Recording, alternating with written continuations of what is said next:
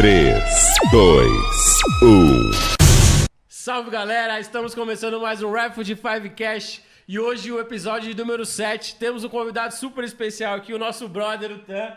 O Tan é um parceiro nosso da comunidade, ele é pastor, ele é mestre, ele é teólogo. Fica aí, cara, fica até o final. Não deixa de compartilhar o nosso link, não deixa de curtir também a nossa página, se inscreve no canal, porque esse conteúdo precisa chegar até mais pessoas. O que vai ser dito aqui hoje precisa abençoar muitas vidas. E pra gente bater um papo aqui, tô com meu brother aqui, o Tom. Fala, Tom!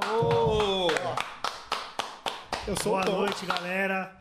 Uma noite especial aí, um cara que eu admiro muito. Você esqueceu de falar também que ele é um atleta, um dos atletas mais respeitados da várzea aí, da nossa várzea. Ele vai contar a história e dele. acaba influenciando muitas pessoas que às vezes não têm a oportunidade de ter essa comunhão que a gente tem aqui. Então, você que joga bola, você que não joga, fica aí que vai ser uma noite muito especial. Abraço.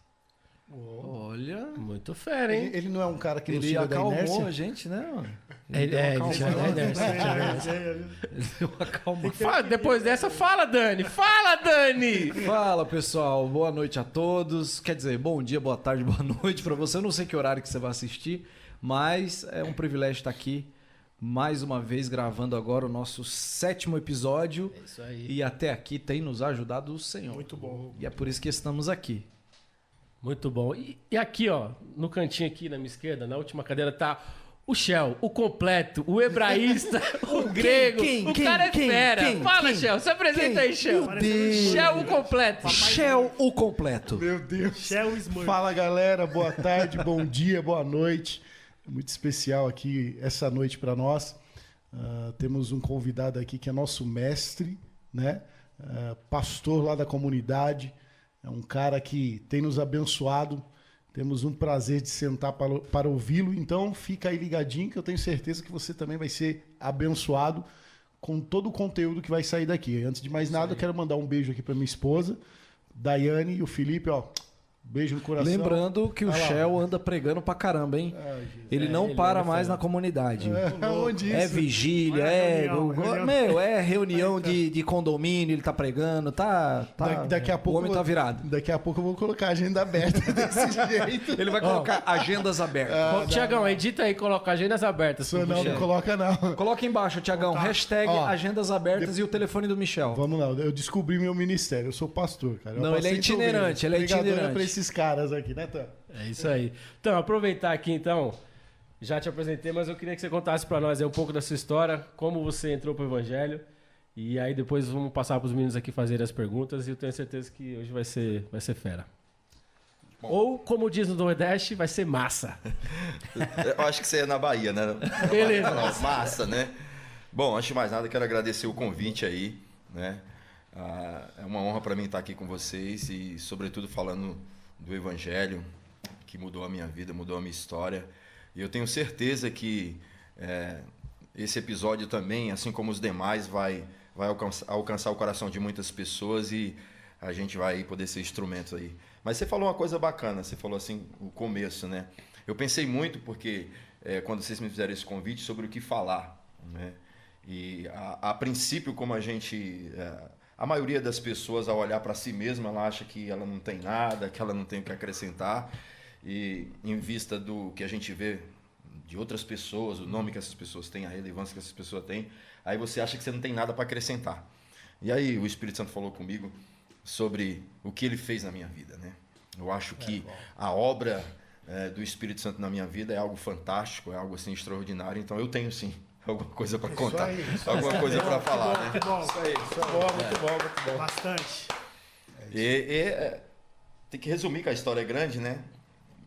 Eu tinha estava iniciando uma carreira, né, nas categorias de base do Fortaleza e eu tinha uma convivência com pessoas que eram da igreja e essas pessoas nunca me fizeram um convite, cara, para ir na igreja.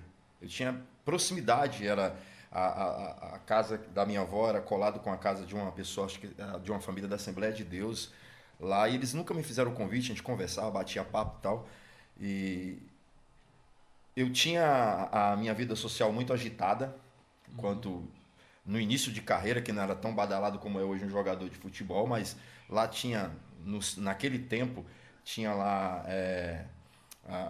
aquela badalação da época, que não era na proporção de hoje, mas tinha. E quantas vezes terminava o jogo e eu ficava na cidade onde era o jogo, e aí ia para os barzinhos, ia para a noitada. E sempre que eu voltava para casa, e é uma coisa curiosa, eu não tinha noção, nós estamos falando de um menino que tinha 18 anos de idade. Sim, uhum. E sempre que, ao retornar para casa, na maioria das vezes eu voltava na madrugada e do nada, de repente, eu começava a chorar, Começava a chorar copiosamente. E eu não entendia como é que agora há pouco estava um cara bebendo, curtindo, né, envolvido com mulher, aquela coisa toda, tinha tudo ali, mas... E aí eu lembro, cara, que teve uma madrugada dessas que eu sou de origem católica, os meus pais eram católicos, a gente ia para missa no domingo, todo domingo a gente ia para missa. Quando chegava aquele período da Semana Santa, ninguém bebia álcool em casa, entre aspas, né, mas tomava vinho, mas não comia carne, só comia peixe, aquela coisa toda. E eu não... Por que eu estou falando isso? Porque eu não tinha assim, muita noção de quem era Deus, não tinha uma relação com Deus. E um dia, naquela madrugada, depois de chegar em casa, chorando na sala da casa da minha mãe, em casa eu falei uma palavra que aí o bispo essa semana ali pregando, ele falou assim, cuidado com aquilo que você ora. E eu me reportei a isso, num bom sentido isso daqui, né? Não quando ele falou cuidado com aquilo que você ora, ele trouxe um alerta. Você pode chamar uma responsabilidade, que pode ser a responsabilidade que você não queira para a sua vida, mas quando você orar, aí pode ser que isso aconteça. E eu fiz uma oração, e eu não esqueço dessa oração, até hoje, Dieguinho. Uhum. Eu falei assim, Deus, se o Senhor existe, me tira dessa situação. Muito fera, muito fera. Sabe, eu não tinha noção do que essa oração simples e uma oração desafiadora, porque eu estou desafiando a existência de Deus. Estou falando, Deus, se o Senhor existe, estou lançando um desafio. Prova para mim aí, mas prova me tirando dessa situação. Por quê? Porque não era a primeira vez nem a segunda vez em que eu saía de um momento de muita euforia, de muita alegria, de muita realização, e de repente, em poucos minutos, já estava mergulhado numa situação de tristeza, de angústia, que eu não sabia dizer de onde vinha. Uhum. Para resumir a história, em menos de 3 meses eu estava desembarcando em São Paulo e estava recebendo o convite para ir a uma igreja. E aí, meu amigo, começou uma grande obra. E aí eu tive o meu primeiro contato com o Evangelho. Eu entrar numa igreja, o pastor pregou. Eu fiquei louco, porque assim, ele pregava, o pastor Michel, e ele falava de coisas que só eu e Deus sabia. Falei, caramba, desembarquei em São Paulo ontem. Conhece toda a minha vida, pô. Esse cara, eu nunca vi esse cara tá falando um monte de coisas da minha vida íntima. E aí, eu fiquei naquele momento ali, recebendo aquela ministração, e uma outra experiência também. Porque quando a gente fala de um trabalhar de Deus, de um agir de Deus, a gente precisa considerar que o inimigo também trabalha ao contrário. Sim. Né? E depois de ouvir aquela ministração e de nascer o desejo no meu coração de levantar a mão e me render àquele apelo que o pastor estava fazendo depois da pregação, da ministração, eu fiquei travado, cara, eu fiquei amarrado. Era uma igreja de banco de madeira, e eu tentava, sabe? E eu travado. Eu lembro que um jovem saiu e colocou a mão no meu ombro e disse, jovem, se você quiser ir lá na frente, eu vou com você. Quando ele falou, eu vou com você, aí foi como se quebrasse aquelas amarras. Aí como eu estava fazendo força para levantar, eu pulei. Aí quando eu pulei, aí a igreja foi abaixo, tal, aquela coisa toda. E aí, naquele momento, eu tive uma grande experiência, eu conheci o Evangelho. Muito fera. É sobre muito isso que fera. a gente vai falar aqui. É E aí eu vou aí. falar um pouco mais aí. A gente vai no decorrer aí falando do que o Evangelho causou na minha vida, das mudanças, das transformações, porque o Evangelho é poderoso. Muito fera. Quanto muito tempo fera. isso, tá? Faz quanto tempo? Tom, isso foi... eu lembro como se fosse hoje, cara, para essas coisas assim, para minhas experiências com Deus, eu tenho uma memória muito presente, muito ativa. Isso foi no ano de 1992, no dia 18 de janeiro. Caramba. Essa experiência minha de convenção. E de lá para cá se desencadeou. Que aí eu vou falar um pouquinho da minha vida pessoal, como que eu era. Sabe por quê, Shell? Porque quando eu começo a falar hoje para as pessoas quem eu era e como que eu vivia, as pessoas falam, Não combina com você. Não bate. Não condiz com a Não dá para realidade acreditar, hoje, né? Não dá para acreditar. Mas a gente vai falar bastante coisa aí que vocês nem sabem ainda. Ô, louco. Aguardem, Tá ligado? aguardem. Ó. Como que é, Tomzinho? Como que tem que Curte, fazer? compartilha, ó. Mete o dedo nessa bagaça do seu notebook aí, ó. Porque vai ser benção. O homem tem história, hein? Aproveitando, nós somos da onde, Dani? Fala pra nós. Nós somos Rocha de Refúgio, né? Comunidade Rocha de Refúgio. Cara, E aonde deu fica, chefe? Avenida Brigadeiro Faria Lima, número 51, Cocaia, Guarulhos. Cara, você é isso nosso aí, convidado. Ali tá entre o Cocaia e o Bom Clima, né? Sim. Então nós estamos aí nesse meio termo, né, Tan? Isso. Então quero convidar você. Por enquanto nós estamos tendo culto de quarta-feira às 20 horas e domingo às 18h30. Mas eu creio que muito em breve aí teremos o segundo culto aí durante domingo de manhã. Amém. A Senhor. qual, como todo mundo diz aqui, será nosso culto. Amém. Deus. Vai todo mundo pra O amanhã. Tan vai é pôr a isso. gente de banco já. Será que vai ter alguém na noite? Tá? Aproveitando aí. aqui, queremos agradecer também nosso patrocínio master aí, o isso Bruno, aí. a Ju, com Delícias da Ju, melhor salgado de São Paulo. Então, você que quer fazer sua festa aí, quer fazer sua confraternização, quer comunicar com a sua família aí um momento gostoso aí, então peça o salgado deles, que é bênção e vai com certeza alegrar a sua comunhão aí. É isso aí, muito Muito especial, bom. né? Bom, vamos lá. Eu quero começar aqui fazendo uma pergunta pra você, Tan, porque a gente vai falar sobre o poder do evangelho hoje, né? Isso. E, cara, olhando assim pra você e vendo a maneira como a sua conversão aconteceu, né? A gente pode dizer que você foi alcançado por uma graça diferenciada, né? Um poder que te tirou de uma situação, de uma projeção que você tinha, talvez não tinha nem ideia, né, da sua vida, e Deus alinhou aí o seu caminho. Trazendo para os dias de hoje, tem um texto bíblico que fala que nos últimos dias o amor de muitos ia se esfriar, né? E talvez a gente esteja vivendo esse tempo hoje, né, em que as pessoas não estão tão abertas para o evangelho da forma que deveriam estar, né? Verdade. Eu não sei se o tempo passado a presença ela era mais veemente, né? Ou as pessoas buscavam mais. E eu fiz uma pergunta pro pastor Rodrigo Soeiro, cara. Eu disse assim para ele: o que a gente fez na nossa caminhada que algumas coisas mudaram, né? Quando a gente fala de vivência do evangelho e o poder do evangelho, às vezes soa assim, né? Poxa, o crente é o cara que vai soltar um foguinho da mão e tal, aquela coisa mirabolante, mas quando a gente vai olhar para os passos de Jesus, né, você vai ver que ele possuía todo o poder, né?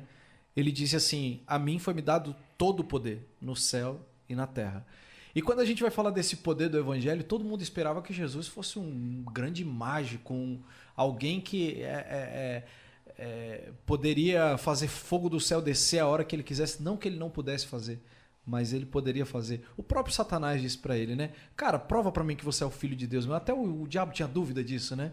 Falava assim: lança-te daí, dá ordem aos anjos ao teu respeito. Porque o poder, ele tá muito linkado a essa questão do visual, né? O cara fala: não, tem poder? Me mostra o seu poder. É aquela coisa, né?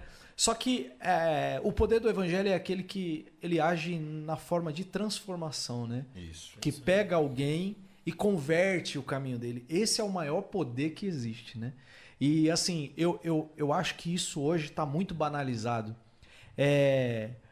Qual que é a sua opinião sobre o que a gente está vivenciando hoje, né? Em que a gente precisa, muitas vezes, criar alguns artifícios para que você atraia alguém. Você precisa fazer um evento diferenciado para que você atraia alguém, porque hoje não é mais aquela, né? As minhas ovelhas ouvem a minha voz e vêm. E hoje a gente parece que a gente está lutando contra isso, né? Parece que a gente está fazendo uma coisa que, cara, se a voz de Deus parece que não é o suficiente para trazer as pessoas. Eu preciso inventar mais alguma coisa, né? Como que você vê isso, né? Se tratando da sua conversão, porque você sentiu algo no seu coração e você mudou sua vida, né? Abertura, as pessoas não estão tão abertas hoje, tão receptivas hoje? Legal, boa pergunta, Dani. Enquanto você falava, eu me lembrava que, na verdade, assim, para que alguém possa ser alcançado pelo Evangelho, não se trata de uma logística tão simples. Eu preciso dizer que a minha irmã, que reside aqui em Guarulhos, ela estava fazendo um tempo que já orava por mim. especificamente pela minha vida, tá? E diante disso, eu estava a 3.000 quilômetros de distância dela, para vocês terem ideia, tá? Quando aconteceu tudo que aconteceu em torno da minha convenção, a maneira que Deus me transportou, porque Deus fez uma operação, né? Foi um traslado de 3.000 quilômetros. Deus entrou na minha geografia e falou assim, bom, se o pessoal que está aqui, que me serve, que me adora, não te convida, não te atrai, eu vou te levar para um lugar que essas pessoas vão te atrair. E a minha irmã estava orando por mim, e a minha conversão se deu nisso. Mas quando você fala sobre o que aconteceu, eu tenho uma opinião sobre isso, particular minha, né? Que eu acredito. O que aconteceu? Para que esse processo na minha vida se iniciasse, eu tive que querer, cara. Eu manifestei um desejo, uma vontade de sair de uma situação que era ruim para mim, não era legal. Era uma situação que me incomodava. Era uma situação de angústia, de desespero. Cara, era 18 anos. Tava começando a viver, Digão. Cara, eu tinha tênis de marca. Eu entrava no shopping, comprava roupa de marca. Eu tinha muita roupa. Eu dava roupa para os meus colegas. Naquela época, quando você ganhava algum dinheiro, não é como hoje, que faz um Pix, vai para conta. Era em dinheiro vivo. Então, pegava em espécie ali, já saía para gastar. E eu, naquele período da minha vida ali, eu não tinha necessidade de coisas assim, para aquele tempo ali. Mas eu tinha uma necessidade dentro de mim. E aí, cara, eu manifestei esse desejo. E quando eu manifestei esse desejo, eu me enquadrei em uma fala de Jesus.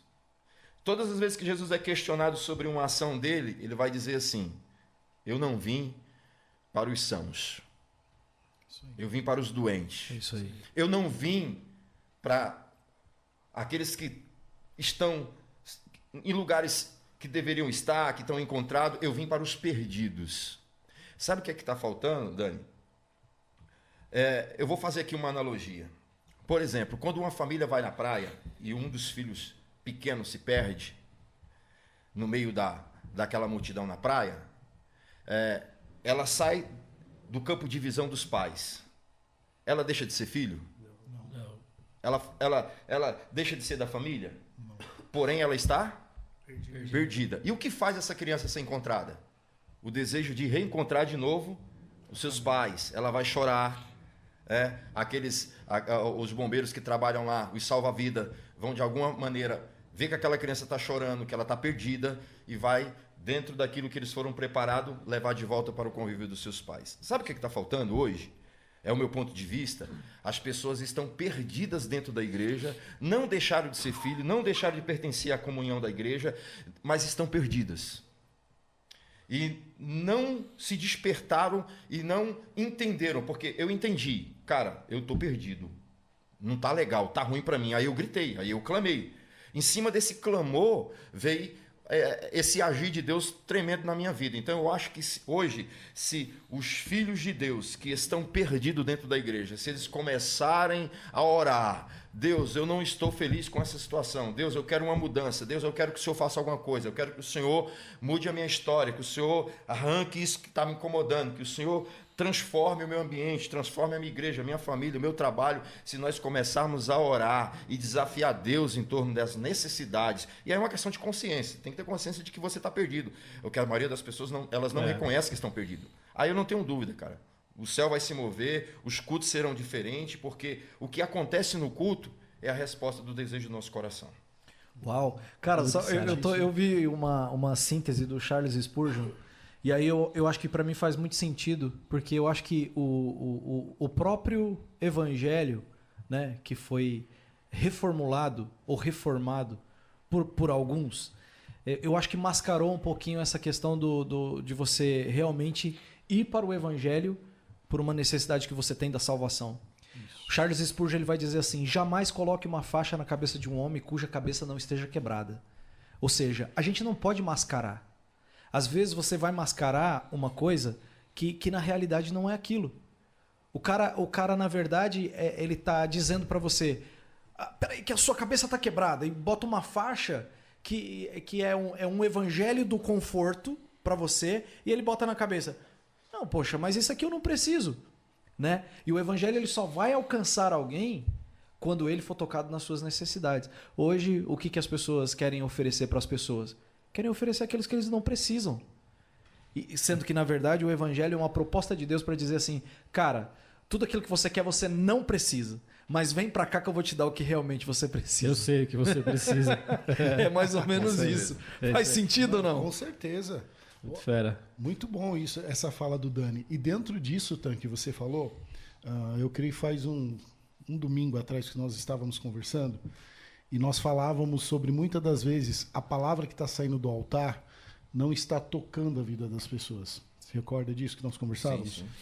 E você vê que está saindo uma palavra que tem unção, vem do trono de Deus e que muitas das vezes essa palavra ela não está transformando.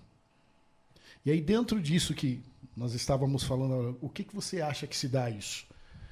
Eu tenho uma opinião, mas eu quero ouvir a tua. Legal. Porque assim, a gente como pastores, a gente tem tratado muita gente. Muita gente que chega lá na igreja, ouve a ministração, mas parece que acaba o culto e volta no mesmo lugar. E tem hora que dá vontade de você falar, cara, você não ouviu o que Deus falou em cima do altar? Você não viu o que foi derramado hoje? O que você acha disso tudo? O que se dá essa situação que a igreja vive hoje?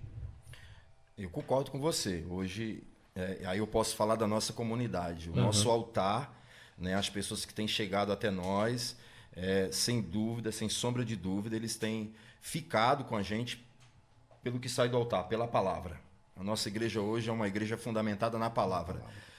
Há muito tempo a gente fica olhando para as igrejas, a gente observa que a igreja tal tem uma determinada marca, a outra tem essa marca, aquela marca. A nossa tem a marca da palavra, não é louvor. Tem outras marcas sim, mas a nossa marca principal é a palavra.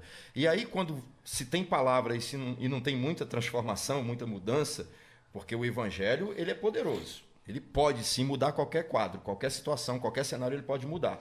Agora só que depende, porque aí a gente tem que olhar para a palavra. Aí você vai lá para o Apocalipse, o que é que Jesus fala? Eis que estou à porta e bato. Se alguém abrir a porta, eu entrarei e cearei. Vou estabelecer comunhão, vou permanecer. E aí, é claro, onde Jesus entra, nenhum lugar que Jesus frequentou, entrou, ficou da mesma maneira. Ele mudou.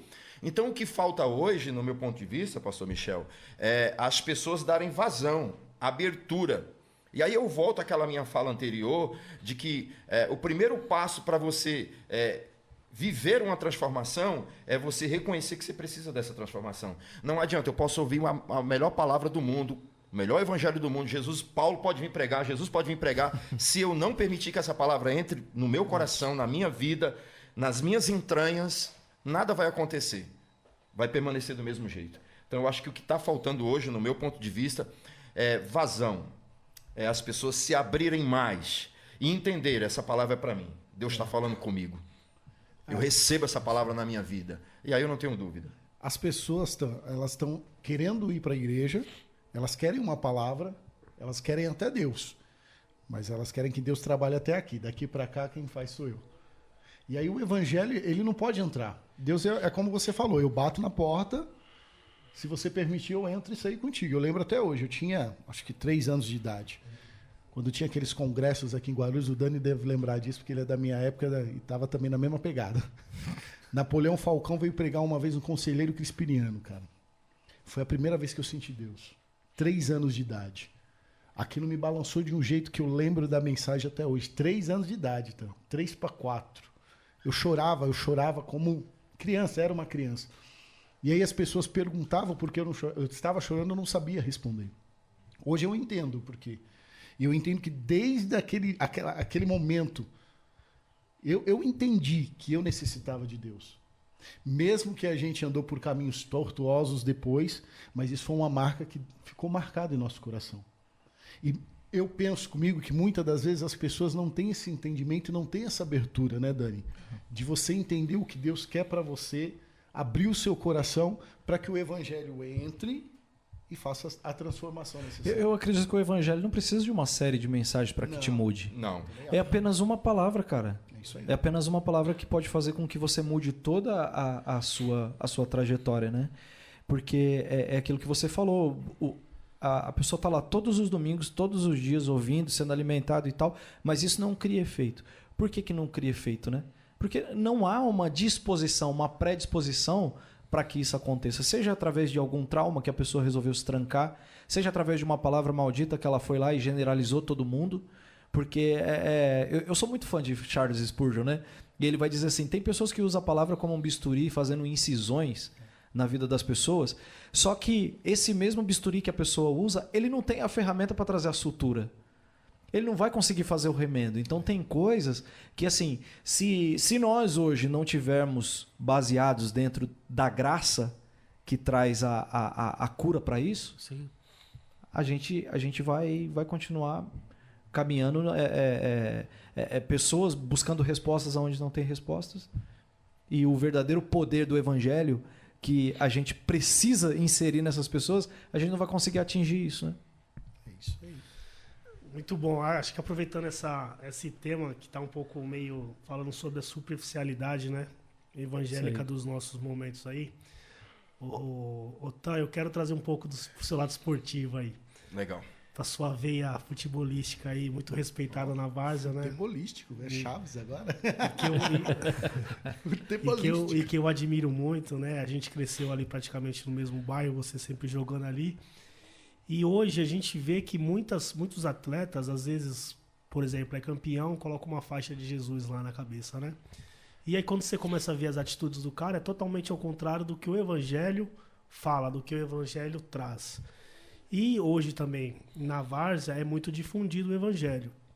Eu quero saber de você um pouco como que é essa vida cristã dentro do campo.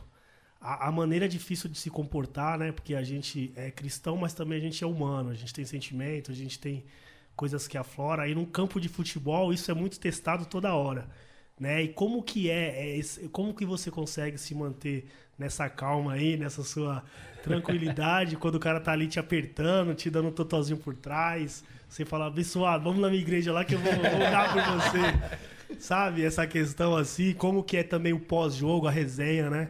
Que a gente tá num lugar que não é um ambiente, digamos assim, muito propício pela nossa vida. Porém, a gente tem que estar, porque tem que levar luz para aqueles que precisam, tem que levar sal para aqueles que precisam, a palavra de Deus.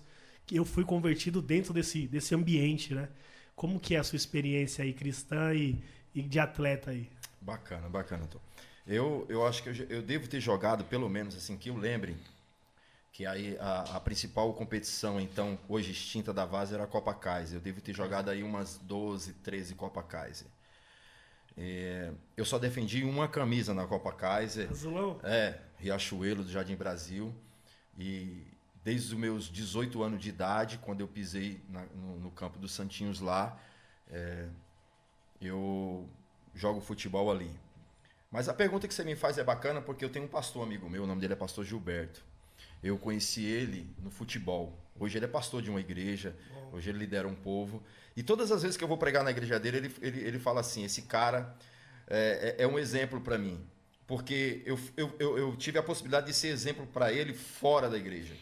Ele me conheceu fora da igreja. Nós jogávamos no mesmo time e quando terminava os jogos, ele questionava por que eu não ia para resenha, que eu não ia para a sede beber com eles e tal. Aí ele sempre falava assim que o treinador falava assim, com ele você não mexe, deixa ele quieto, né? E ele sempre me observava. Eu não sabia que ele me observava, nem imaginava que depois a gente congregaria juntos, seríamos amigos e que ele seria pastor. Mas o meu comportamento dentro de campo, na Várzea não dá para você pedir por favor, pedir desculpa toda hora, mas é possível você ser leal na disputa de bola, você quer ganhar o jogo como o outro adversário quer, mas eu sempre joguei limpo, procurei jogar bola, não ia ali para discutir, para brigar, eu ia para competir, para ganhar 3 pontos, mas em detrimento desses 3 pontos eu não colocava o meu caráter, a minha honra, a minha integridade para trocar por uma vitória. Não, eu sempre joguei limpo e hoje eu tenho, graças a Deus, tenho grandes amigos. Hoje eu jogo no Estrela Caçula e a gente joga na Várzea, sou competitivo e dentro do grupo que eu faço parte, eu sou uma pessoa muito respeitada. sou uma pessoa querida, sobretudo, não é nem pelo futebol, porque o futebol acho que já foi. É mais pela pessoa que eu sou, pelas relações que eu construo. Então eu tenho muitas amizades, muitos amigos na leste, na sul, na oeste pouco, mas mais na leste, na norte muitos, aquela galera do Jardim Brasil ali, aqueles meninos que hoje estão jogando no Psico, que está jogando ali no Riachuelo, está jogando aqueles times ali que me viram jogar, há pouco tempo estava jogando com eles ali, os meninos, o respeito que eles têm por mim, isso se dá pelo meu comportamento. Então eu acho que você pode ser competitivo, mas pode se manter leal. Então eu acho que eu fui um cara que eu tive a graça de disputar de maneira leal, legítima. Quando ganhei de maneira legítima. Quando perdi porque o adversário era melhor. E eu nunca busquei de uma forma ou de outra ganhar a todo custo. Né? Eu soube perder quando perdemos e ganhar quando ganhamos. E hoje eu tenho grandes amigos, cara. Vou te falar, eu tenho aqui inúmeros amigos que não são da igreja, mas que pertencem ao futebol e que me respeitam, me conhecem. Eu nunca disse que eu era pastor. Eu nunca falei, mas eles sabem que eu sou pastor. Sim, sim. Né? Eu nunca falei para eles, eu nunca os convidei para ir na minha igreja, mas eu sempre me comportei como alguém para dizer para eles assim, olha, esse cara aí é diferente. Muito bom, muito bom. Comportamento às vezes convence mais que muitas palavras. Mas viu, os seus jogadores estão começando aí, ó. Pega o exemplo aí do nosso pastor, hein? Cara, eu vi um exemplo essa semana, né? Eu vou criar uma polêmica aqui agora. Vai, Dan. Um candidato aí, um deputado que a gente tem aí no nosso país, né? Que trouxe algumas euforias no nosso tempo de querer ser pregador, né? Do evangelho e tal. E eu vi uma deputada entrevistando ele e dizendo para ele, né? Quantas cantinas ela fez para levar ele lá na igreja dela, né? E o pastor Jefferson até que me mandou esse vídeo, né? E eu tava observando e ela dizia assim, muito me admira você hoje numa bancada aqui, você grita com mulheres, você faz isso e tal. Essa questão do comportamento, né? E aí o Gé me mandou o vídeo e disse assim, hashtag, quando o evangelho não acompanha o comportamento da pessoa. Então assim, poxa, você pode ser quem você quiser. Se o teu comportamento ele não exalar Cristo, cara, quem que é o nobre deputado? De nada Deixa pra lá. Eu vou deixar pra lá, senão os caras vão cancelar a gente. Nós estamos começando para sofrer um processo já. Tá bom. Foi tranquilo então você não foi polêmico não. Não tá fui ligado? não, mas ele tá ligado quem é ele.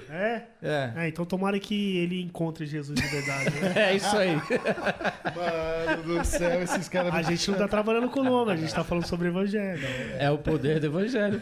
O poder do evangelho tem que transformar esses caras, mano. Com É o certeza, poder do com evangelho, certeza. quando muda, né, o seu comportamento. E uma coisa que você falou, eu nunca disse que eu sou pastor. Eu nunca disse.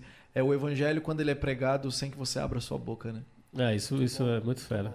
E isso, Tom, também não impede que, por exemplo, eu já tive nas minhas relações futebolísticas, vários momentos que eu tive que aconselhar um amigo que estava com problema no casamento, que eu tive que aconselhar e de atender ali um momento ali que um amigo falou assim, ora pelo meu filho, que o meu filho está com uma situação assim em casa e tal.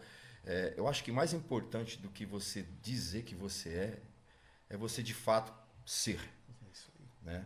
Você pode falar para as pessoas que título você ostenta, onde você vai, o que você faz, mas as pessoas elas estão realmente observando quem você é. Então, eu acho que o cara no meio você tá ali num vestiário se trocando para uma partida de futebol e o cara chega assim, cara, eu preciso conversar com você, cara.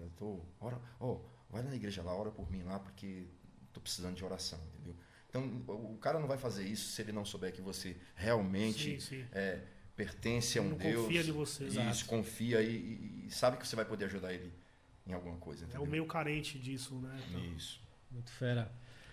Deixa eu mudar um pouquinho o contexto, mas como a gente tá falando... Vai ser polêmico Não também? é polêmica, não. Você tá no tom bom agora tá tô, né? Não tô gritando? Tá bom. Tá mais calmo, Tá né? legal. Acho que eu passei. Ele tá sereno. A gente tem que abrir com tudo, né? Pra galera Depois seguir a eu vou gente. criar uma polêmica aqui. O Tan falou uma coisa importante sobre a questão da palavra, né? Da nossa comunidade, que a gente leva a palavra muito a sério. E é uma das coisas mais importantes. E aí eu quero contar uma experiência, Tan, que eu tive com você. Uma vez estava pregando não era comunidade ainda, né? Era a antiga igreja. E você levou uma palavra sobre a questão da casa do pão. E um dia antes eu tinha sonhado, cara, com essa questão. E eu achei estranho o sonho, que o sonho não saía da minha cabeça. Eu tava numa fila E aí é como se eu estivesse numa casa, de frente com uma casa, e era uma casa de pão, e o Tan tava lá, cara. Eu não entendia isso, cara. Eu falei, mas por quê? Por que eu tô aqui? Por que é o Tan? Eu não conseguia entender nada disso. Só que eu sonhei isso a noite inteira. Eu falei, beleza, deixa pra lá, às vezes eu tô viajando aqui. E aí, no dia seguinte, se eu não me engano, lá no dia pra frente, assim, do sonho, teve uma ministração que você falou isso. E aí até você fez um apelo pra quem quisesse lá na frente e tal, que ia trocar essas experiências. E aí eu fui lá na frente também. Então, eu acho que isso é um dos aspectos mais importantes para que o evangelho ele tenha esse poder, né? Para poder alcançar as pessoas. Aí eu queria perguntar para você o seguinte, o quão é importante a gente olhar, principalmente a gente que é mais novo, olhar para vocês assim e ter essa referência e ter com quem você caminhar, é como se fosse um discipulado, né? O quão é importante isso hoje em dia? Você olhar para as pessoas que tiveram êxito no caminho, as pessoas que levam o evangelho com seriedade, porque isso é muito importante, e até um conselho, né, para quem está começando agora na caminhada cristã, o quão é importante isso, a gente olhar para as pessoas, olhar para vocês que são pastores, mestres, e começar a acompanhar o dia a dia de vocês, como que funciona, como que é a questão da palavra, o ensino também, que é importante. Como que é isso? Conta para nós, Tan. Acho que a gente é muito abençoado de estar com esses caras. Você é louco! Muito fera. Eu acho muito bacana, sabe por quê? Eu acho que independentemente com quem está a palavra, se a palavra vem de uma fonte boa, tem que ser abraçada, cara. Tem que, sabe? Eu já saí muitas vezes da igreja com direções, com direcionamento, porque eu ouvi uma ministração e eu disse, não, eu vou caminhar de acordo com essa palavra, porque essa palavra veio para me dar um destino, para me dar um norte. E o pastor Daniel foi um desses instrumentos que já foi usado. Então, eu acho que quando você está com a palavra ali, você acaba recebendo essa responsabilidade. Eu lembro dessa palavra aí, por incrível que pareça, que eu preguei sobre Belém, a casa do pão, né? Isso. Que você não pode deixar a casa do pão, né? Para ir para Moab. Foi uma mensagem assim que realmente marcou muito a minha vida, porque a gente vive fazendo trocas na vida e a gente acaba saindo do lugar, né? Eu lembro que nessa mensagem eu falei até uma coisa assim, Belém teve falta de pão, mas não deixou de ser a casa do pão. Ou seja, se Belém era a casa do pão, ela estava com falta, mas ela ia voltar a ter pão de novo, porque lá era a casa do pão. Moab não era a casa do pão, né? E aconteceu aquela troca, né? Por ali, Meleque ali, e aconteceu no que aconteceu. Mas quando você fala assim de você ir à frente, é justamente isso, Michel. Nós tivemos uma experiência essa semana, assim, que foi um caso inusitado, que foi, o pastor Michel pregou, fez um apelo, e depois desse apelo o bispo pega o microfone e faz o outro apelo. Assim, é uma coisa inusitada, isso não é comum acontecer na igreja, né? E que isso, em algumas igrejas pode gerar até conflito, né? Pô, eu fiz o apelo, fiz o que tinha que fazer, o cara tá indo de novo. Mas foi por um direcionamento. E o primeiro apelo já foi um apelo que produziu bastante. Sim. Muita gente foi lá na frente, foi tocada pela palavra. O segundo, eu acho que ele produziu mais ainda, porque ele foi mais específico em uma área que era uma área que difícil de ser atingida. Que só diante de um desafio, de uma ministração como aquela, e alguém pegar aquela ministração e entrar mais fundo.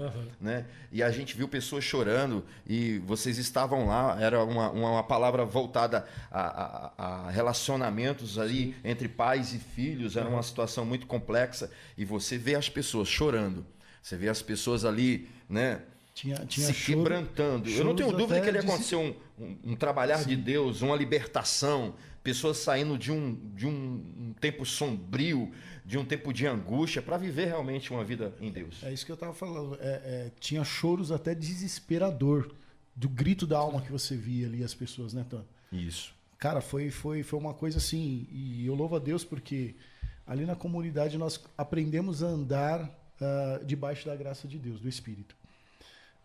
A dar liberdade ao exatamente. Espírito, né? E uma coisa que Deus arrancou de nós, e eu posso dizer aqui que aqui está uma boa parte do pastorado ali da comunidade, não está todos, mas uma parte, é que nós estamos libertos desse negócio de altar. E uma pergunta que eu queria trazer para o Tan era o seguinte: nós vivemos muito tempo, Tan, nessa questão do ativismo. Nós achávamos que o evangelho era quando eu estava fazendo. Eu tinha que fazer para poder produzir, para me mostrar que eu sou de Deus, para me mostrar que eu sou abençoado, para me mostrar que eu sou usado. E quando, na verdade, quando você entra nessa vida de ativismo, você acaba se afastando de Deus, porque você acaba priorizando atividade e esquecendo do dono da obra. E aí, uma pergunta que eu queria trazer para você. Nós vivemos essa virada de chave. Hoje nós pastoreamos com leveza, graças a Deus. Não existe peso. É uma coisa muito leve que nós levamos na caminhada. Como foi para você sair dessa parte de ativismo? Como que era a tua vida nessa questão de ativismo de igreja? Eu sei que você veio de uma outra denominação. E como está sendo hoje para você pastorear dessa forma mais leve, digamos assim? Legal, isso boa pergunta, Shell. Eu vou falar um pouquinho da minha construção, eu diria eclesiástica, né? Logo que o evangelho começou a produzir resultado na minha vida, eu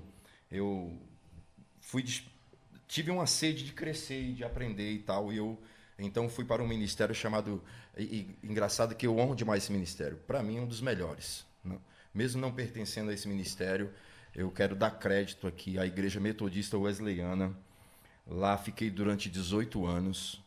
Lá eu me formei no seminário, tá? Me preparei para ser pastor wesleyano e acabei não me apresentando na mesa ministerial porque eu estava com 2 crianças pequenas em casa e eu não queria me colocar à disposição do ministério para ser pastor itinerante.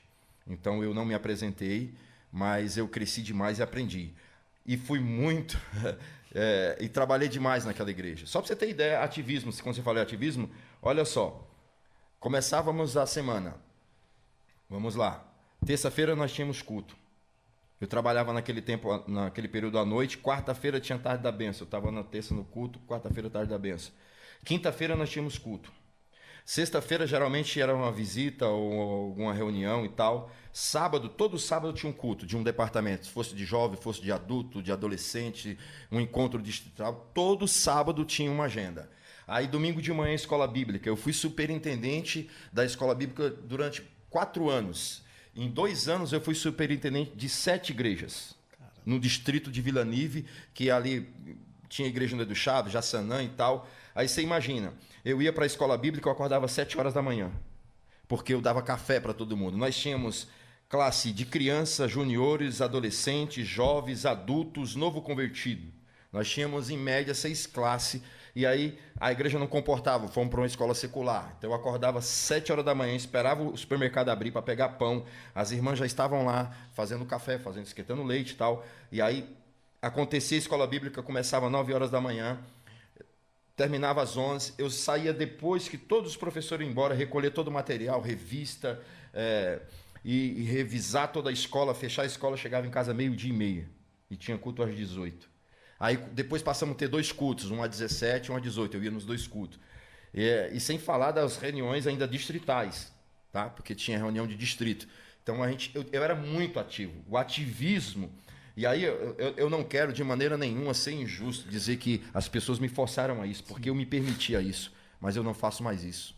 Não farei mais isso, porque você paga um preço muito alto. Quando você fala assim, você acaba esquecendo do dono da obra, que você se concentra tanto no serviço que você não se relaciona para quem você está fazendo o serviço. Uma coisa automática, né? Isso, é automático. E aí a conta chega, né? Não tenha dúvida que a conta, em algum momento, ela vai chegar. Hoje, nós realmente, como você falou, a gente leva isso com muita leveza. A gente nós não nos tornamos pastores descompromissados. Nosso compromisso continua com o reino, com a obra, mas, sobretudo, com nós mesmos. Eu preciso estar bem para me servir bem. Não adianta eu querer fazer tudo e, de repente, daqui a uns 4, 5 anos, estar passando por um processo de estafa, né, de cansaço excessivo, querendo abandonar tudo, querendo largar tudo, em detrimento do cansaço. Um burnout, isso mesmo. Acho que parte do evangelho poderoso é ter esse equilíbrio, né? Você saber qual é o momento, né? É você saber discernir, há um tempo determinado para todas as coisas. Né? Isso aí. Isso é fera. Bom, pessoal, nós somos o Refuge 5. Refuge 5. E você? Nós estamos com plateia aqui hoje, né? Nós estamos com plateia Depois ô Thiago, você mostra a nossa plateia ali.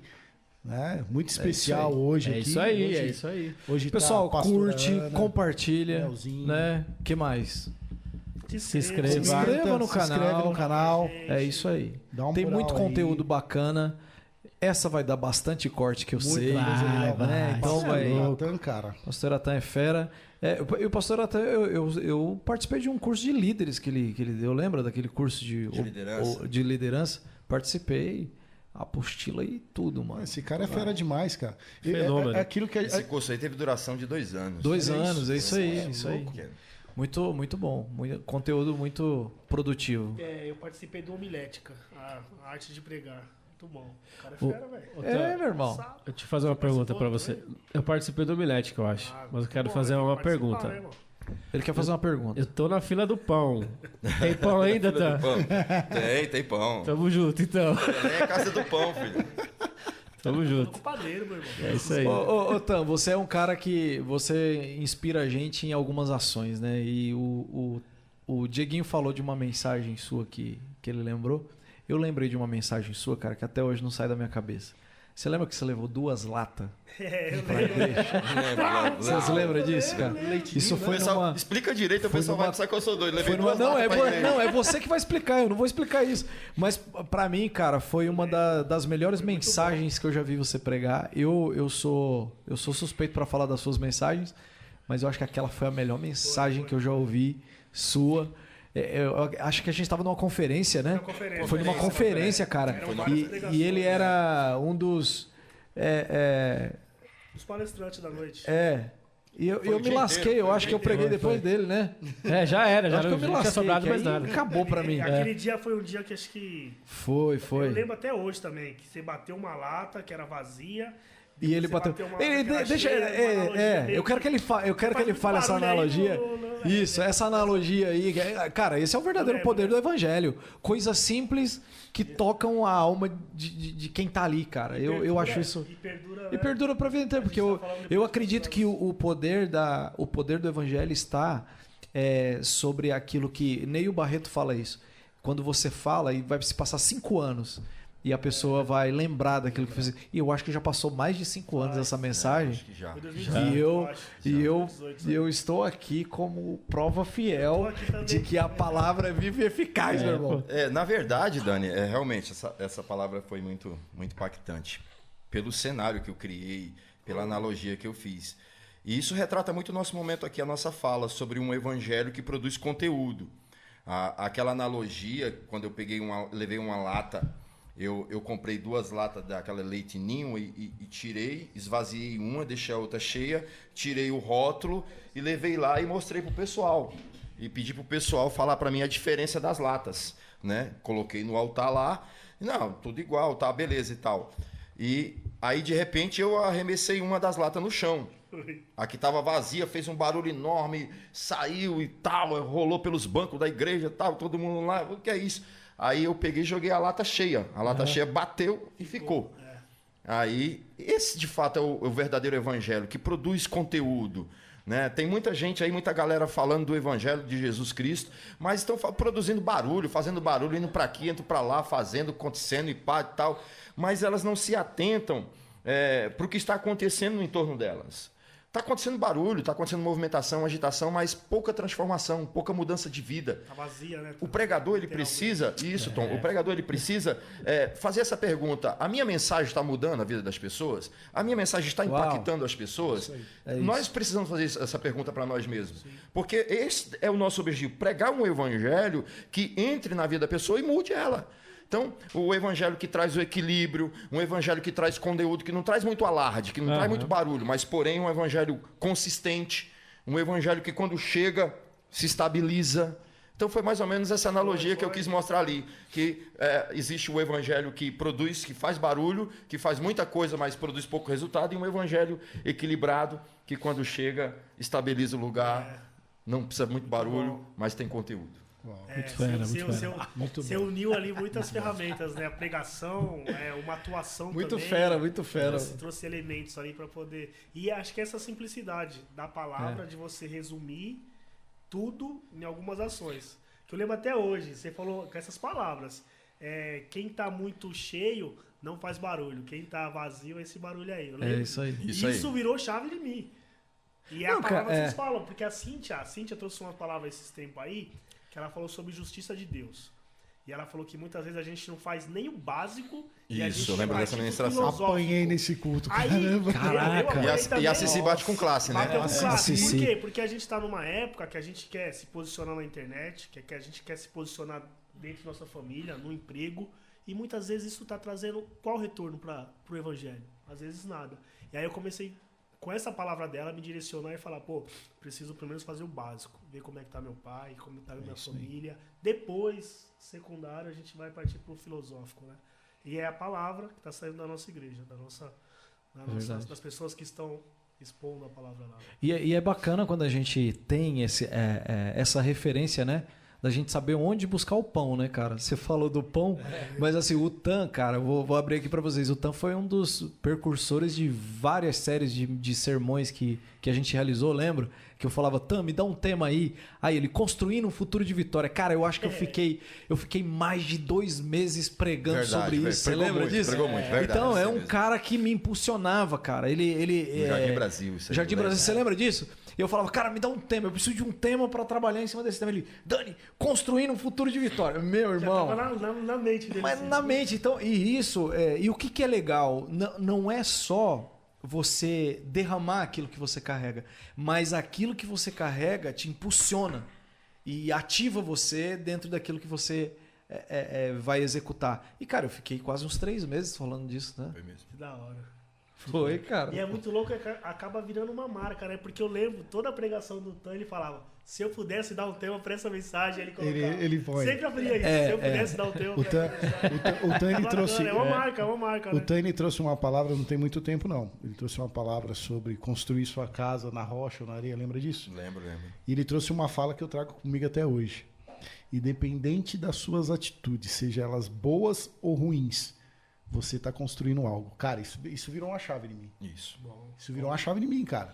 Cara, Esse cara aqui, ele traz umas ele coisas que... A gente constrói consciente e inconscientemente, mas Cara, estamos construindo. É isso aí, é isso que a gente tá falando, o poder do evangelho, de coisas que a Isso gente mesmo. se lembra. Eu lembro de um dia, e aí nós estamos trazendo à memória aquilo que nos dá esperança aqui, né? bom, que E papo ele legal. disse assim uma vez, né? Deus não paga passagem para quem quer andar clandestinamente. Vocês lembram disso aí, cara? Lembro. Meu amigo, essa palavra ela perpetua sobre a minha vida. Teve várias igrejas que eu já passei e eu disse, cara, um dia eu ouvi um cara e ele disse sobre Deus não vai financiar a sua vida clandestina.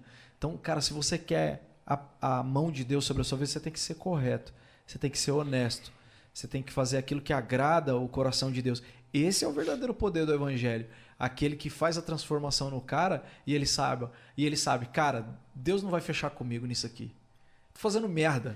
Não vai, Deus né? não vai fechar comigo vai. nisso Vai dar aqui, merda. cara. Vai dar merda, meu irmão. Deus não vai fechar comigo. Vai Deus dar não vai ruim. Pagar essa conta por Não mim. vai vai, pagar, não vai, mano. Não vai. Acho que a gente já pode fazer É. umas crônicas do Tan, né?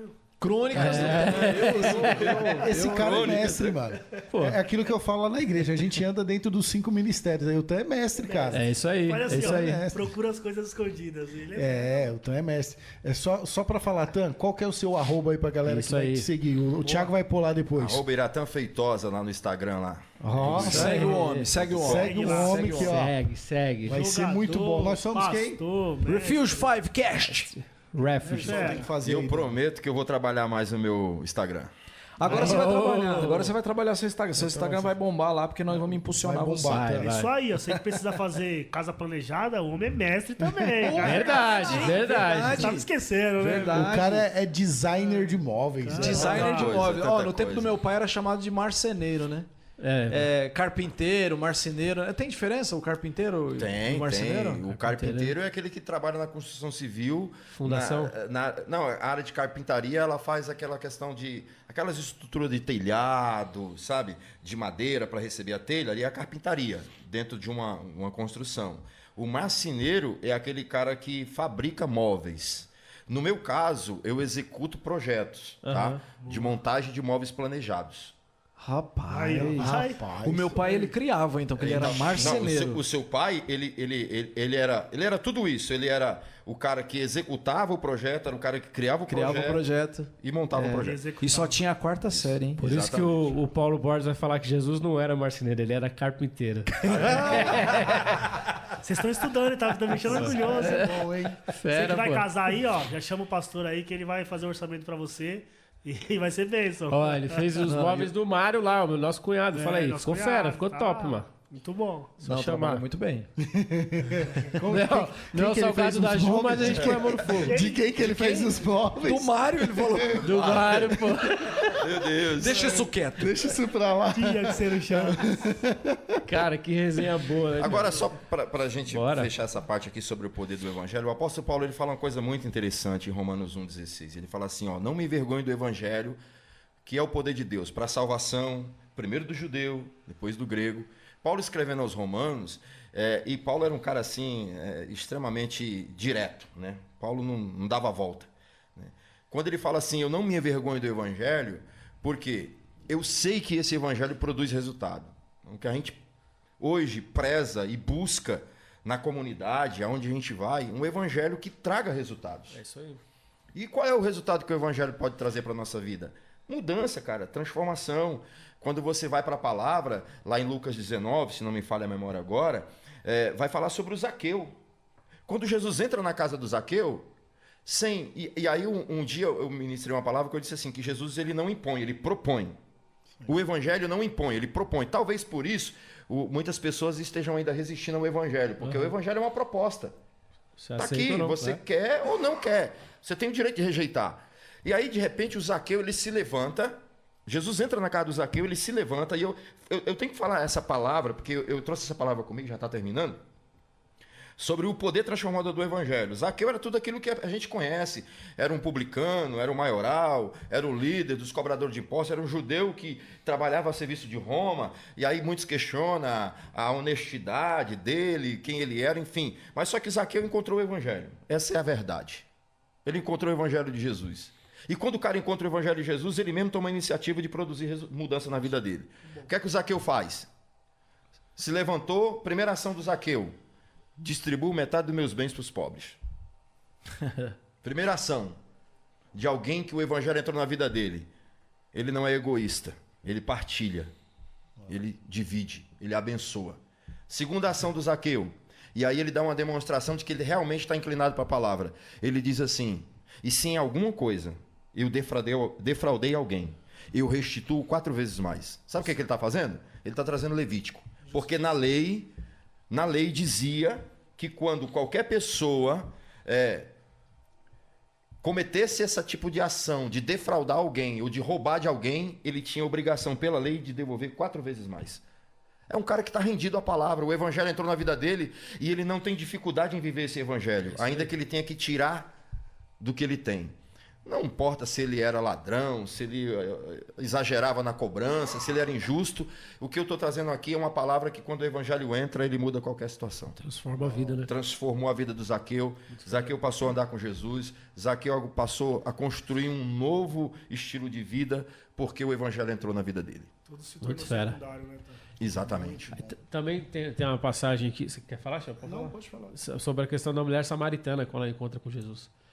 Até então a vida dela Bacana, isso mesmo. A vida dela estava toda perdida e ela estava tentando suprir isso nos relacionamentos, o vazio que ela tinha dentro dela, até o momento que ela encontra com Jesus. E aí Jesus começa a falar para ela, se tomar da minha água, vai cessar a sua sede. Ela entendeu o evangelho. Ela entendeu o poder do evangelho. Simples. Jesus falou isso para ela, se tomar da minha água, você não vai ter mais sede. É um pouco do que você falou no começo da sua vida, da sua trajetória. É um pouco da nossa trajetória. Eu me lembro que eu, de um certo momento da minha vida, eu já estava com a Márcia, eu já tinha na minha cabeça tudo o que eu queria. Já era a pessoa que eu queria casar, era a pessoa que eu tinha planos, era até o perfil dela, tipo, que eu sempre gostei. E aí chegou um momento que eu saí, a gente foi para um samba, quando eu voltei, eu entrei em crise. Eu falei, cara, mas por que eu tô assim se eu tenho tudo na minha vida, tudo que eu quero, tudo que eu desejo, tô cheio de plano e eu tenho esse vazio. E eu não entendi, cara. Mas aí depois que eu me converti, Jesus falou pra mim, sabe o que faltava? Faltava eu, cara. É isso aí. Esse vazio era eu que tava faltando. E sabe o que é legal disso que você tá falando? Que eu acredito no poder do evangelho estratégico, né? Para cada momento de busca que o evangelho fez, do plano de salvação para cada um, teve uma estratégia de Deus nisso, né? Com Zaqueu, foi uma estratégia.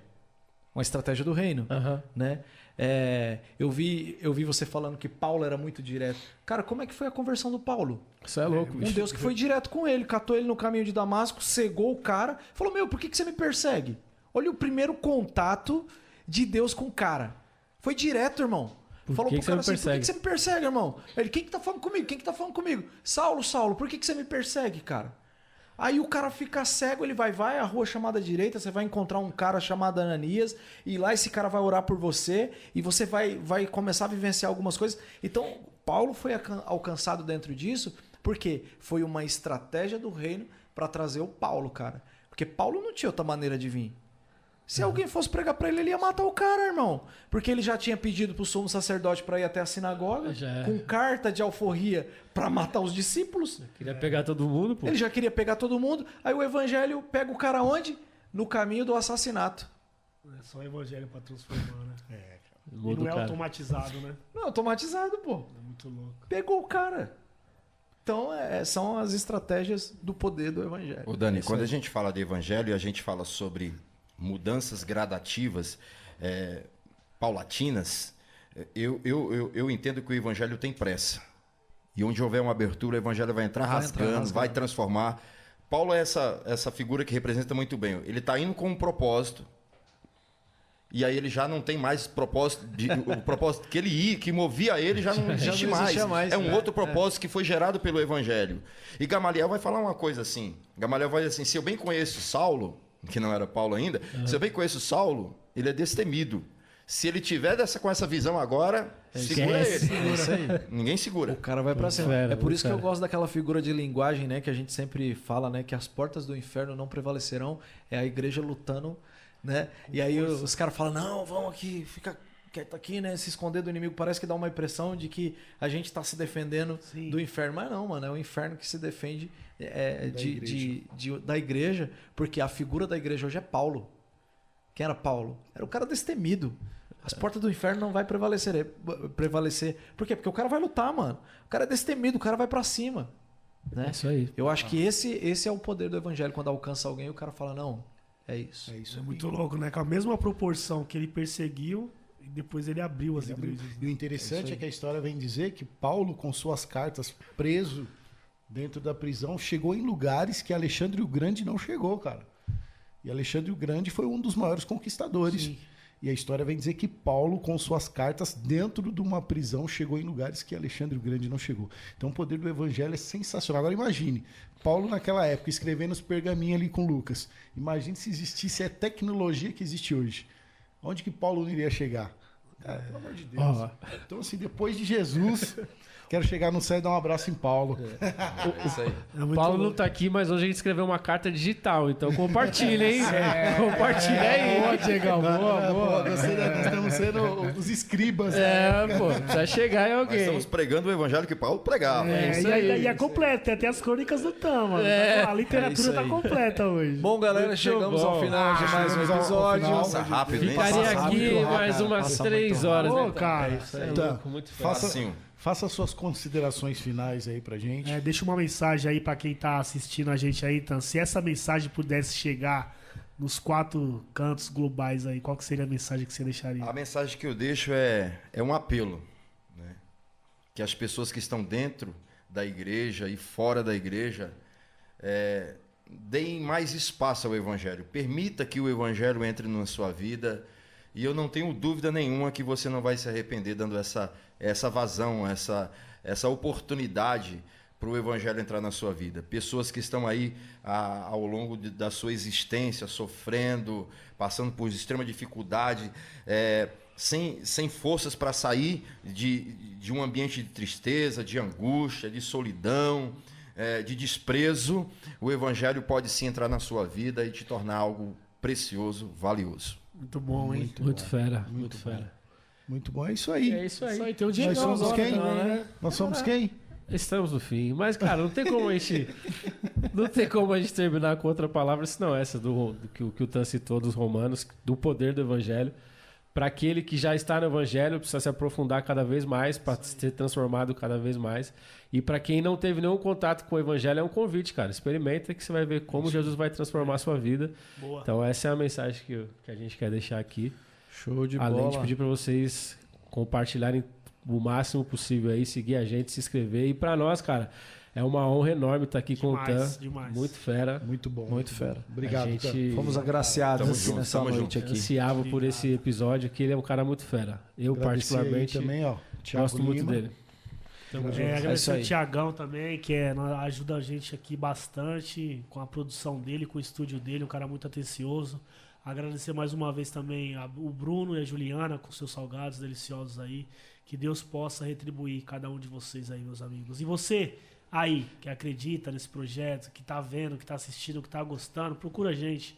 Seja uma bênção para este canal aqui, porque este canal pode ser uma bênção para milhares de pessoas e você vai estar incluso nesse projeto. É isso Amém? aí. Amém. E se você quer ver muito mais episódios do que esse, seja um dos nossos patrocinadores. É isso né? aí, pô. Lá na bio, se você colocar quero ajudar esses caras, quero abençoar esses caras, vai cair direto no Telefone WhatsApp do desse Tom. cara. Me chama E lá, aí, cara. você pode nos ajudar com uma contribuição, seja em valor, seja em Pix. Tô nem Joia. aí. A gente precisa. Né? Ajude nós. E assim, ajude a gente de alguma forma e faça com que essa mensagem poderosa consiga chegar a mais pessoas. Isso aí. E, claro, você nos ajudando, mais episódios a gente consegue colocar no ar. Boa. Beleza? Mais conteúdo, é isso aí. É Mais isso. cartas digitais. As cartas digitais. E as crônicas do Tan. Bom, queremos agradecer o Tan, Deus te abençoe, mano. Tamo junto. Eu que agradeço. Somos felizes porque caminhamos com você. E aqui não é um tchau, né? E como diz Maria Eduarda, Corta! valeu. Hoje não é a Maria Eduarda, é a Melissa. Fala, Mel. Melissa. Nem chamou Muito a bom, Ana muito pra bom. aparecer aqui, hein?